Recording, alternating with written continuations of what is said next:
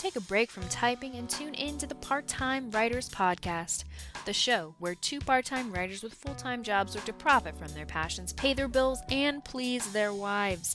Join hosts CM Raymond and Ellie Barbant as they chronicle their meteoric rise to literary mediocrity. It's the Part-Time Writers Podcast. Welcome to the very first episode of Part-Time Writers Podcast. My name's Chris, and I am one of your hosts. That may or may not be a pen name. And I'm joined by my friend and fellow podcaster here, but also on our other podcast, which will remain unnamed, but it's wildly popular and famous. You'd probably recognize us in public, I think. Hey, Chris. My name's Lee. I am an aspiring writer. Also my real name. I'm pretty excited that we're doing this.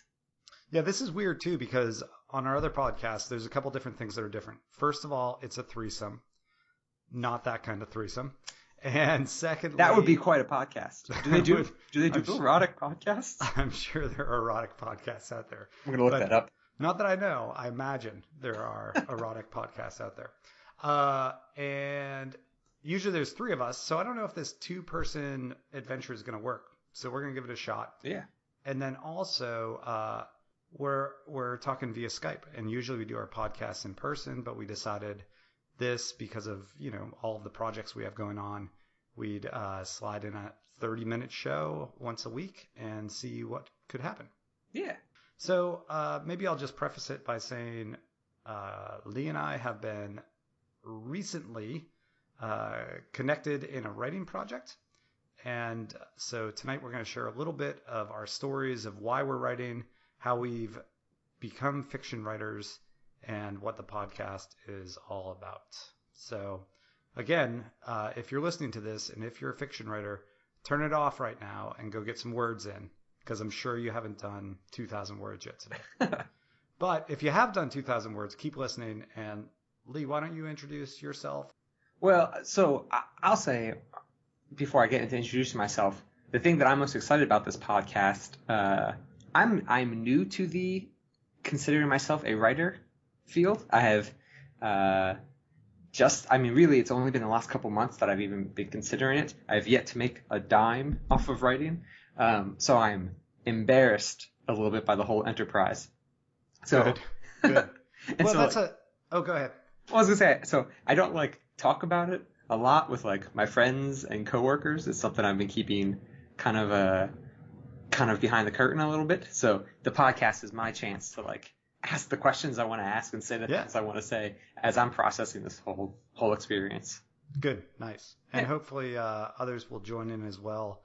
And we'll have our Twitter handles and things like that in the show notes. So drop us a line if you're a part-time writer. We'd love to hear from you. Yeah. So Lee, why in the world did you say yes to writing with me? But you were also thinking about it beforehand. I know that you were contemplating a couple of different projects, and you've written a lot in the past, but not fiction work. I know that about you. Yeah, academically, but again, not in any sort of lucrative sense. There's nothing lucrative about the academic world.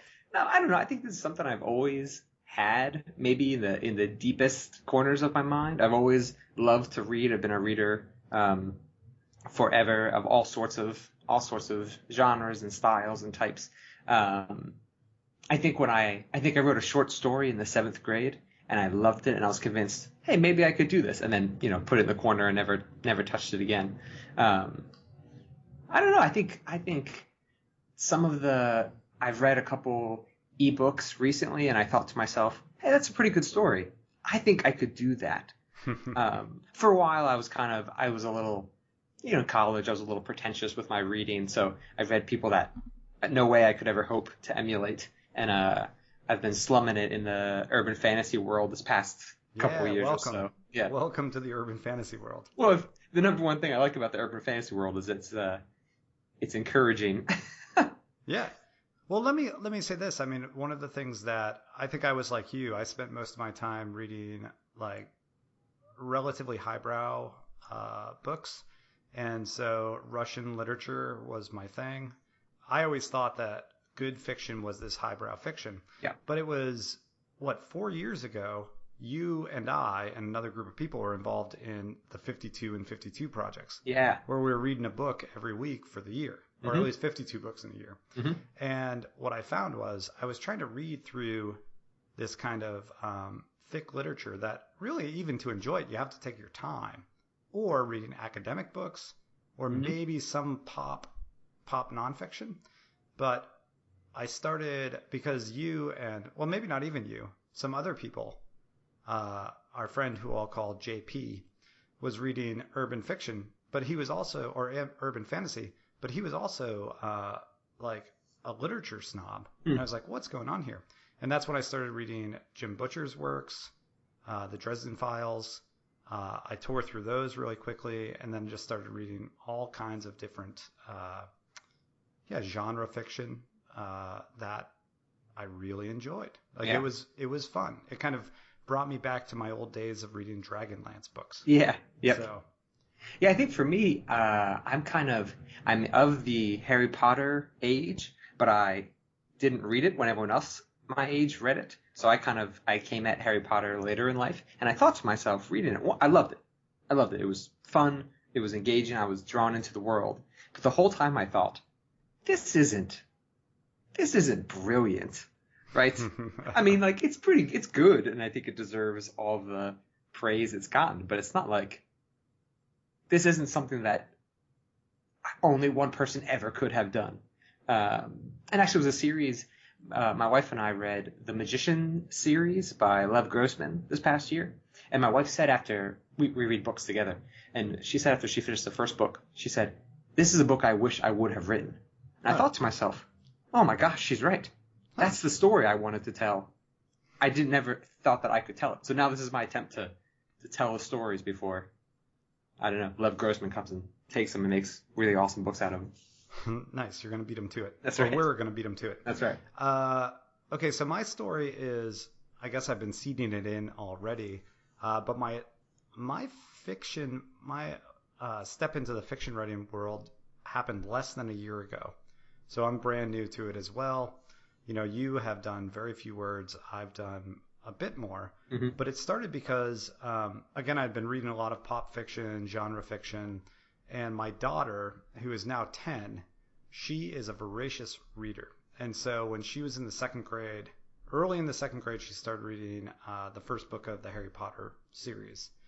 And we ran into this problem because she was a fast reader. She loved books. She was reading all the time. And she was starting to run out of books, quote unquote, run out of books that she wanted to read and that we found appropriate for her to read. So I felt like there was a bit of a vacuum, and I don't think that's quite right, but a bit of a vacuum for a kid who wanted to read, not quite like, you know, she didn't want to read Little House on the Prairie books. She didn't really want to read those kind of books. She wanted something that was more like young adult fiction, but she couldn't read those books because, you know, we wouldn't let her. We didn't want her reading things with strong romance or strong violence. Yeah. And so, here's the other part of it. So part of my story is I've published a nonfiction book, and I did that as an indie. And so I was listening to so many of the podcasts that people that are listening to this probably listen to. I was listening to self-publishing podcasts, going through their archive, 2 or 3 episodes a day. This was just a year ago. Or a year and a half ago, I was listening to Joanna Penn, Creative Penn podcast. I was listening to Simon Whistler.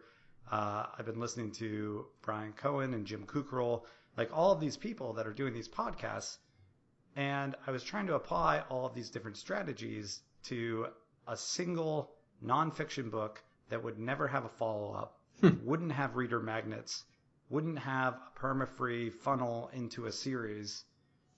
And so combining my daughter's desire for books that we'd let her read that were a bit more mature and fast-paced and thematically young adult, I guess, in some ways, with my desire to kind of put into action some of the strategies that these folks were talking about, I started writing on tax day last year. So April 15th last year, I started my middle grade fiction series called Arcanum Island. I did it as a serial, so it was kind of aping Johnny, Sean, and Dave and the work that they were doing with serial fiction because I found it really cool, and I love television, and I love the big cliffhanger. And so from April 15th up until like November of last year, I wrote the first 2. And we'll probably spend an episode talking about the process of that because I basically wrote them, did self-editing, got a really shitty Fiverr cover, and threw it on Amazon. And I wish I never did it. So I learned a lot through that process. We'll talk a little bit about that. Hey, let me ask you, because you mentioned it. So you started on tax day last year. Uh-huh. On tax day this year, is your fiction writing going to come into play with your taxes? Did you make any money with what you did last year, or? Oh, yeah. I mean, I made some. It's all kind of. It'll come more into play because I'll claim expenses from it. So that's nice. Yeah. I mean, I've made some money off of the Arcanum Island series. I haven't pushed it very hard, frankly, because it was the warm up, right? And I think every author should have a warm up. When we're starting this series, I'm still contemplating having a different pen name to separate myself from it. I love the story. I think the craft, even as I've reworked it and reread it, I think the craft from episode 1, season 1 to the final episode that I'm working toward right now of season 3, like night and day. Yeah. And, it's fun because I read Sean Platt and David Wright's Yesterday's Gone series. I see them have the same evolution. Oh, yeah. So to read season 1, episode 1 of Yesterday's Gone, you think, it's a cool story, but the writing is good. It's fine. Yeah. But by the time they're done with that entire catalog, it is well written, like well paced. Like you can watch them master the craft through the progression. And I think that's pretty cool. Hey, you keep mentioning these guys, the self-publishing podcast guys. There are tons of awesome resources out there. You like those guys. I listen to the StoryGrid podcast. Oh, yeah. I haven't checked out StoryGrid yet. I have a couple like writing and style guides. I'm reading Stephen King's On Writing. Uh-huh. If you're listening to this and you're looking for great resources, I'm not really sure that this podcast is that resource. We're not the experts in the field. This is our, I don't know what we're calling it. We're chronicling our journey through it. So you'll get to see us through our podcast rise from no name authors to, I don't know. Once we get our movie no name deal. authors. Yeah. Yeah. No, I'm aiming for a movie deal out of this. All right, sounds good. Hey, and that's a nice clarification. So our hope for this, and I don't know how long. I mean, really, our hope for this is this will be a time for Lee and I to get together, talk about what's going on, talk about our progress, hold each other accountable, let you listen into that. Mm-hmm. But then as we go, we'll certainly be talking about different strategies that we're trying as we release the books. We're looking at writing right now. We're working on a. Do we have a working title? A series that's a superhero / urban fantasy set in the city of Pittsburgh, which is probably the best city to set a book in the world. And we have I already have written out our 5-month release strategy. Yeah. Because I'm like the info nerd. So I listen to all the podcasts. I spend way too much time on keyboards. And I actually just started getting into the Reddit, the subreddit on self-publishing. So it's ridiculous. I don't know how I still have my day job. You're an awesome partner in all this because I don't do any of that stuff. Well, I'm hoping to convert you at some point. So that, I think you said it well. This is the Chronicle. So this podcast is the Chronicle of 2 authors pretty much starting out at scratch. Mm-hmm. And here's my goal, and I'll lay it down there. I have a job, a full-time job, a pretty demanding full-time job. I have a side business that takes some time. But here's my goal, is that in 1 year, if we want to, we could become full-time writers. Yeah. Yeah. What do you think about that? I think that is a lofty goal, so I'm totally willing to shoot for it. Yeah, I mean, I work. I've got a family. I don't work as much as you, and my family's not as big as yours. But I also I don't know. I'm not. This is something I love doing so far in the month that we've been doing it. But I'm not trying to sink all of my extra time into this either. Yeah.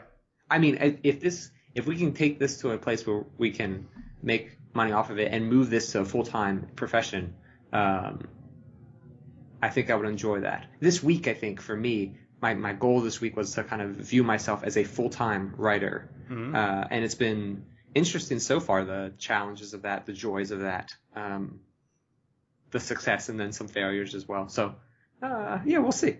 Maybe at the end of the year, if you become full-time employed as a writer, and I quit the business and never look back, that would be an interesting end to our series. That's not what I want, though. What I was going to say is I think that we're going to be pretty transparent about this.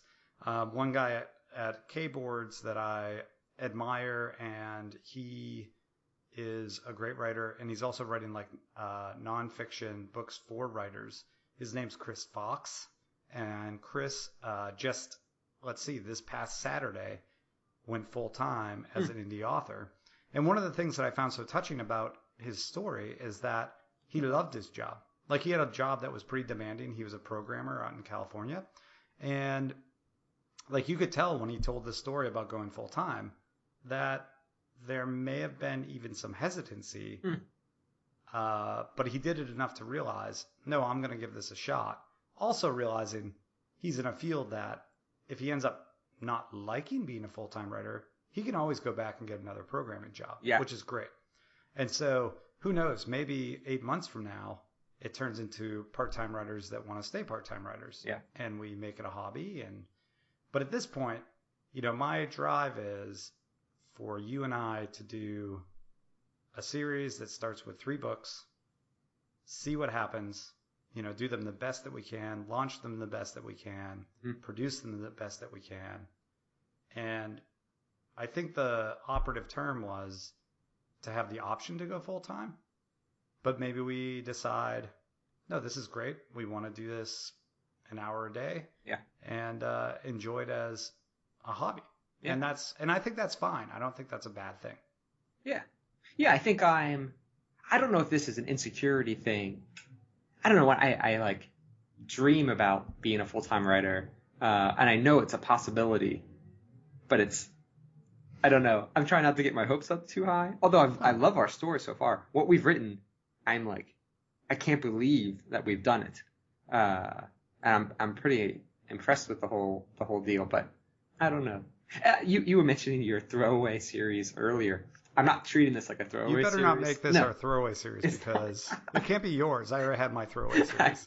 I'm hitching my wagon to your star. What's the metaphor there? I mixed it. Work. But so it's a superhero urban fantasy, and in my mind, this wasn't why we decided to do this kind of thing, but in my mind, it's good enough that I can totally invest myself in it, but it's also cheesy enough of a genre that if it does go south, I can be oh yeah, that was just a superhero thing I tried to write. It wasn't my fault. Yeah, I'm not aiming for I'm a victim. I'm a victim of the genre. That's right. I've got my life's work in the back of my mind. There's a book that I want to write that will be the book that is my legacy. And I'm not starting with that because if that fails, I think I'll be crushed. Well, and that's where I think I've told you before about Johnny and Sean at SPP. And one of the things they're committed to is every year. I mean, those guys turn out pages like nobody's business. But one project they do every year is their literary work. And they make the claim, I haven't seen their numbers, that their literary works sell less in a year than their biggest commercial hit sells in a day. Wow. Maybe an hour. I don't know. It was some wild claim. And I just thought, wow. Yeah. That's amazing that their commercial books, which they actually love, are doing so great. But I love the fact that they are committed to the art as well. Yeah. And that's what they say. This is us being committed to the art. It has nothing to do with making money. We just wanted it's in us. We want to do it, and I find that to be profound. Nice. Yeah. All right, so we're not going to go too deep into it because this is just our first episode. Plenty of topics for us to cover in the future. But what else do you think we should say just to introduce people to us and our story? Okay, so let's set the bar. Our first chapter of the book was written. The Word document has a Surface, and so we can't use Scrivener right now. Not a Surface Pro, which makes me sad. So again, I'm not investing any money in this so far. No, you're not invested. That's good. And so let's see. That Word document was opened and created on January. What did I say? 23rd. Yeah. Today is February 5th. Yep. And so what does that make it? Right around 2 weeks in. Yep. So that's where we're at in the journey. We probably should have started it 2 weeks ago. Yeah. The podcast, that is. But I think we're doing great so far. Next week, so that we don't go much longer tonight, we'll talk about where we're at, what we've done, and really important, I think, our collaboration process. Yeah. Because it's been interesting for us to work it out and fine-tune it, which we're still doing. Yep. Yeah, and at least for me, the teamwork aspect has been one of the things I've enjoyed most in our 7-week working through this. Yeah.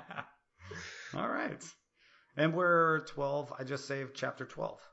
Man. Fast draft chapter 12. So we're moving. We're flying. What's our let's give people our release date or our rough draft date. Maybe not our release date because that's it sucks. But what's our goal? When's book 1 done? Yeah, we're trying to do a pretty tight schedule, and I think in the end we don't want to we'd rather put out a really good first book than make our date, but we're looking at a release of end of March. Isn't that right? For book 1. Yeah. End of March for book 1, end of April for book 2, and then I'd love to see end of May for book 3. So that we have them out before the summer slump. Yeah. And we want to do them within 30 days and really hit a hard launch. And what we're going to be doing on the podcast is we're going to walk through every step of that launch. If people want us to, I'm open to sharing numbers because I think that's one of the things is the mystery of numbers. And I don't really give a shit. Like I'll tell you how many books we sold for good or ill. Many, many books. We're the experts at this. Yeah. And that's the idea. And then we'll talk more later about strategies of origin stories and novellas and the universe, the Pittsburgh hero universe. Any last words there, Lee? Hey, if you're listening, maybe one day you'll be our readers. Like Chris said, we'll put up our Twitter handles in the show notes. So if you are also toying with the idea of becoming a writer, or you are in the trenches as a part-time writer, send us some comments. What's been working for you? Help us along with this process. Oh, hey, and let me add this is one of the things that we want to keep our focus on. And maybe we should have said this at the beginning, is there's way too many podcasts. Well, that might not be true. There's plenty of podcasts on writing. I feel like none of them are really focused on the part-time writer. So one of the things that we really want to push and have this podcast be about is what does it mean to be a part-time writer? How do you balance time, family, work, and how do you remain committed? Yeah. So we're hoping to niche down on this and for this to be the part-time writer experiment. So you can watch us as we go and hopefully join us. We might even do interviews of other part-time writers who have been a success. Maybe we'll get Chris Fox on the show. Because I've heard him on podcasts before, and he's a pretty good guy. He's pretty fun. I'm down. All right. Cool. Should we sign off? I feel like we should have our other podcast host here to sign off. Close us out. What's the end? We'll say that. The end. The end. See you next week.